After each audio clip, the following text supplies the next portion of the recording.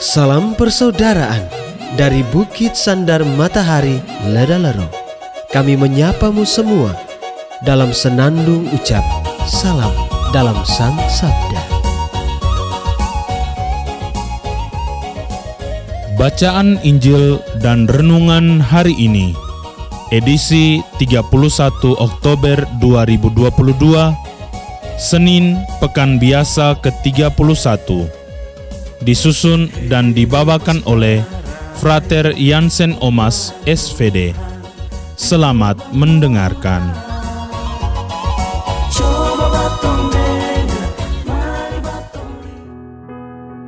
Bacaan diambil dari Injil Lukas bab 14 ayat 12 sampai 14. Yesus bersabda kepada orang Farisi yang mengundang dia makan, "Bila engkau mengadakan perjamuan siang atau malam, janganlah mengundang sahabat-sahabatmu, saudara-saudaramu, kaum keluargamu, atau tetangga-tetanggamu yang kaya, karena mereka akan membalasnya dengan mengundang engkau pula, dan dengan demikian engkau mendapat balasnya. Tetapi bila engkau mengadakan perjamuan, undanglah orang-orang miskin, cacat, lumpuh, dan buta. Maka engkau akan berbahagia, karena mereka tidak mempunyai apa-apa untuk membalas engkau. Sebab engkau akan mendapat balasnya pada hari kebangkitan orang-orang benar." Demikianlah sabda Tuhan. Terpujilah Kristus. Bapa, Ibu, Saudara, dan Saudari, pencinta Sang Sabda yang terkasih dalam Tuhan. Judul renungan kita hari ini adalah Undangan sebagai Ungkapan Kemurahan Hati. Penginjil Lukas melukiskan bahwa suatu ketika Yesus menghadiri sebuah undangan dari orang Farisi. Sangat menarik bahwa Yesus tidak hanya hadir, duduk, makan, dan pulang. Yesus yang peka memahami situasi, menjadikan kesempatan itu sebagai momen berahmat untuk memberikan masukan yang sangat berarti kepada orang Farisi dan tentu saja kepada orang lain yang mendengarnya. Yesus menyadari bahwa ada sebuah konsep berpikir dan bertindak yang tidak benar yang melandasi undangan dari orang tersebut. Orang yang diundang adalah orang-orang kaya, orang-orang yang berada, dan orang-orang terdekat. Intensinya jelas bahwa orang yang mengundang akan mendapat balasan atau diundang kembali oleh orang-orang berada dan orang-orang dekat yang diundangnya. Ada prinsip do ut des, kata-kata dari bahasa Latin yang berarti saya memberi dan engkau memberi. Saya memberi supaya engkau memberi. Dalam konteks ini, saya mengundang supaya orang lain juga mengundang saya. Sebetulnya ada bahaya dari konsep berpikir dan bertindak seperti itu. Pertama, diskriminasi. Orang mengundang orang lain harus mempertimbangkan keadaan orang yang diundang. Apakah mereka nanti bisa mengundangnya kembali atau tidak? Untuk itu, dia pasti memasukkan dalam kategori orang yang diundang adalah orang-orang kaya, orang-orang berada, dan orang-orang dekat. Orang-orang yang dianggapnya tidak mampu membalas perbuatannya, undangannya, seperti orang-orang kecil, sederhana, cacat, dan miskin, dan tidak punya hubungan dekat dengannya, tidak dimasukkan dalam kategori orang yang diundang dan pasti tidak diundangnya. Prinsipnya sederhana. Untuk apa saya mengundang orang yang pada akhirnya juga tidak mengundang saya? Dengan ini, dia sangat diskriminatif sebagai makhluk sosial dan karena itu juga sangat jauh dari cinta kasih. Kedua, ketiadaan kemurahan hati dan kehilangan upah yang abadi.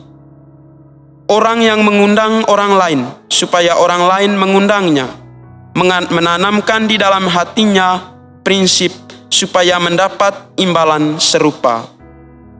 Di dalam dirinya tidak ada kemurahan hati untuk memberi secara tulus sebagai wujud cinta kasih akan Tuhan dan sesama manusia.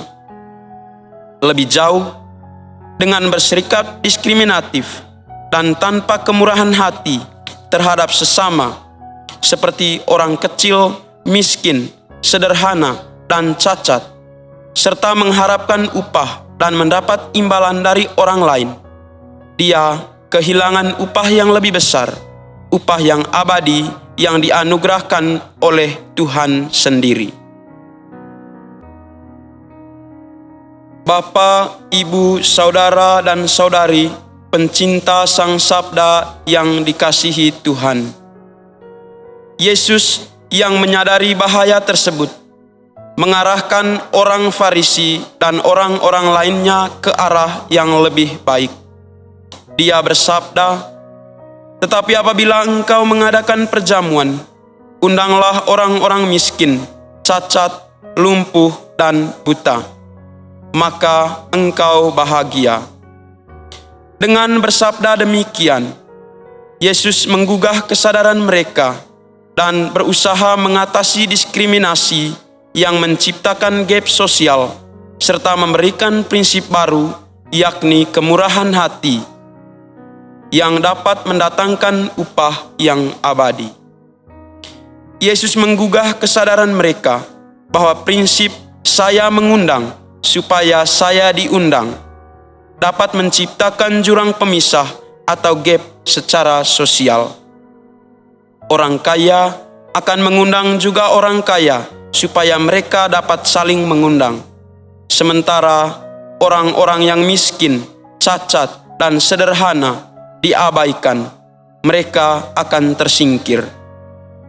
Yang sebenarnya adalah bahwa kita berbuat baik dengan semua orang tanpa memandang, sebagaimana Tuhan telah melimpahkan rahmat-Nya yang tanpa batas dan tak berkesudahan kepada semua ciptaan-Nya.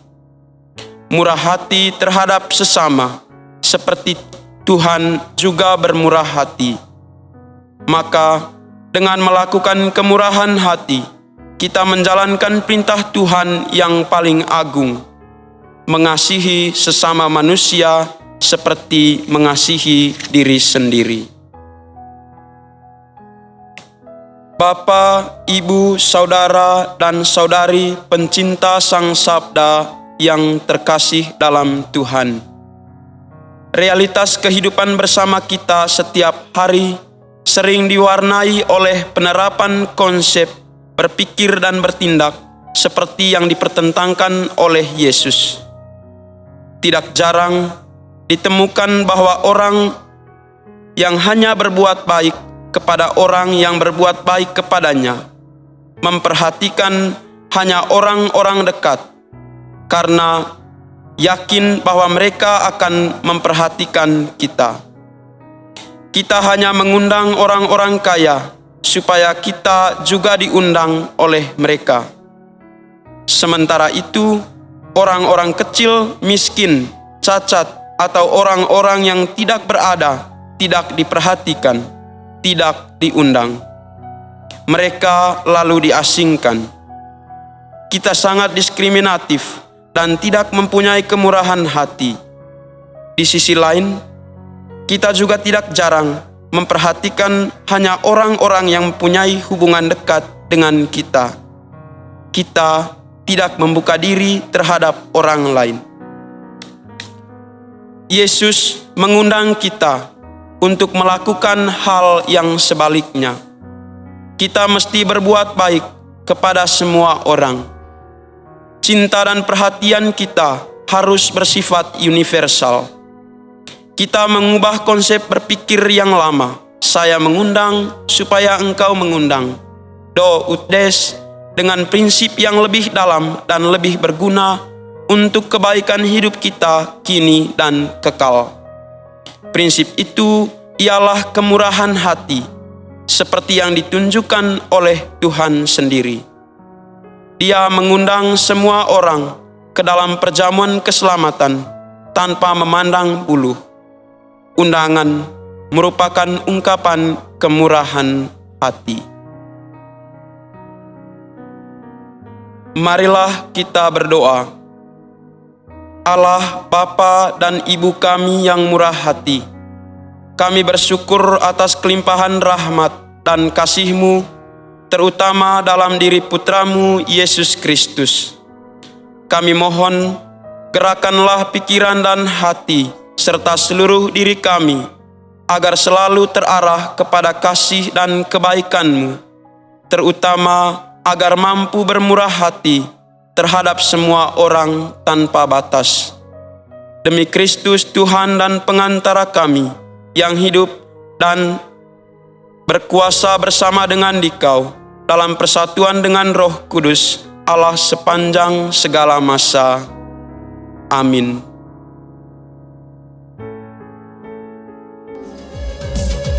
Hei saudara, umat Tuhan di lubang murah. Sahabat-sahabat pencinta Sang Sabda, kita baru saja mendengar bacaan Injil dan renungan edisi hari ini.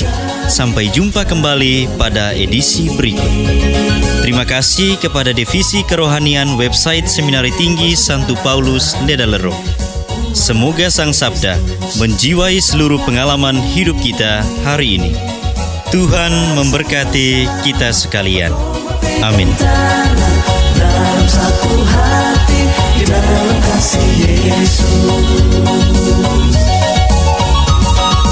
Mari dengarkan sapaan sabda dari komunitas Seminari Tinggi Santo Paulus Ledalero setiap hari Senin sampai dengan Sabtu di www.seminariledalero.org.